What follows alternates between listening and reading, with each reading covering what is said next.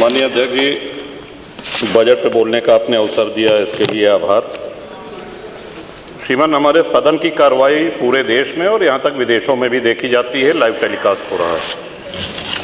कुछ बातें यहाँ पे गलत कही गई हैं, सत्य से परे कही गई हैं और कुछ आधी अधूरी बातें करी गई हैं, जिससे बाहर एक भ्रम और भ्रांति वाली स्थिति भी बनती है। श्रीमान, जैसा कि हमने महामहिम राज्यपाल के अभिभाषण में कहा था कि प्रभु श्री राम की चर्चा सर्वाधिक हुई, बहुत अच्छी बात है।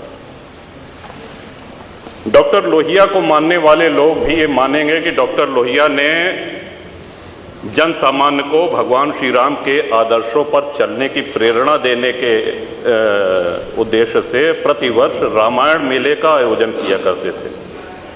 डॉक्टर लोहिया का ही एक ये बयान था कि बाबर, गजनी, गोरी, औरंगजेब लुटेरे थे, रसखान और रहीम हमारे पूर्वज थे। श्रीमान, ये बात यहाँ पे इसलिए कहना आवश्यक हो रही है कि पिछले कई दिनों से हम देख रहे हैं कि माहौल बिगाड़ने का प्रयास हो रहा है। हल्द्वानी तक का उदाहरण दिया गया इस हाउस में। सरकार अपनी जगह पे पूरा प्रयास करती है कि हमारे राज्य में कोई उपद्रव न हो, अशांति न हो, लेकिन कहीं न कहीं एक ये आभास हो रहा है हमको कि माहौल खराब करने का एक प्रयास हो रहा है। बात की गई श्री राम जन्मभूमि की, साक्षात भगवान श्री राम ने अवतार लिया। काशी नगरी जो भगवान शिव के त्रिशूल पे टिकी हुई है, जा सुनाम बल शंकर काशी, देत सबहि संगति अविनाशी, और भगवान श्री कृष्ण की जन्मभूमि।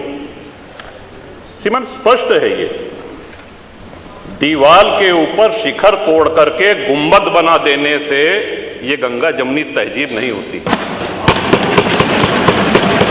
वो हमारा आक्रांताओं द्वारा तोड़ा गया है।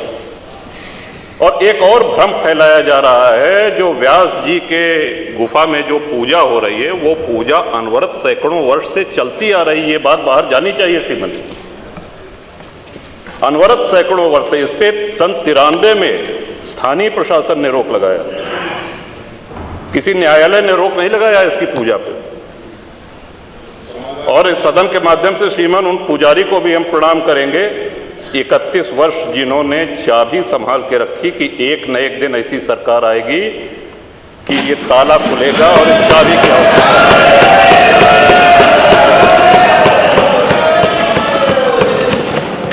अल्लामा इकबाल, फिर वही होता है कि आधा अधूरा बोल दिए जो है पूरा बोलना चाहिए। अल्लामा इकबाल पहले वो व्यक्ति थे जिन्होंने कहा कि हिंदू और मुसलमान एक साथ नहीं रह सकते। पाकिस्तान के आइडियोलॉजिकल फादर, इसने कहा कि मुस्लिमों को अलग देश चाहिए। जिन्ना को रास्ता बताने वाले, जिन्ना को उकसाने वाले, और पाकिस्तान के पक्ष में भारत के मुसलमानों ने वोटिंग करी, जिसमें 98% लोगों ने कहा कि हिंदू और मुस्लिम साथ साथ नहीं रह सकते। इस बात पे लेकर के बंटवारा हुआ और सारे जहां से अच्छा जो कविता सुनाई गई वो अधूरी है। 2 पंक्ति उसकी हम भी सुना दे रहे हैं कि ए आब रूद गंगा, वो दिन है याद तुझको, उतरा तेरे किनारे जब कारवां हमारा। कि गंगा के वो मैदान तुमको याद है जब हमारा कारवां उधर से आक्रांताओं का कारवां आया था। ऐ आब रूद गंगा, वो दिन है याद तुझको, उतरा तेरे किनारे जब कारवां हमारा। चीनो अरब हमारा, हिंदुस्तान हमारा, मुस्लिम है हम, वतन है सारा जहां हमारा। ये है, ये तरानाए मिल्ली की पंक्तियां हैं, अल्लामा इकबाल ने 1910 में लिखी थी। श्रीमान, हम ही क्या धर्मार्थ देते रहेंगे, सभी कुछ हो मौन सहते रहेंगे कि धर्म को देंगे बल अन्य जन भी, तजेंगे क्रूरता छल अन्य जन भी। श्रीमान, हिंदू तो सर्वसमावेशी है। किसको आश्रय नहीं मिला, किसको आसरा नहीं मिला। यहाँ पे जो भी संकट में आया उसको हमने अपनाया। कभी किसी हिंदू ने नहीं कहा कि हम मुसलमान के साथ नहीं रह सकते हैं। उल्टा जब बंटवारा हुआ, धर्म के आधार पे हुआ, पाकिस्तान बना, जो मुस्लिम वहां जा रहे थे, हिंदुओं ने उनको रोकने का काम किया कि आप रहिए हमारे साथ, भाई भाई बन के रहिए।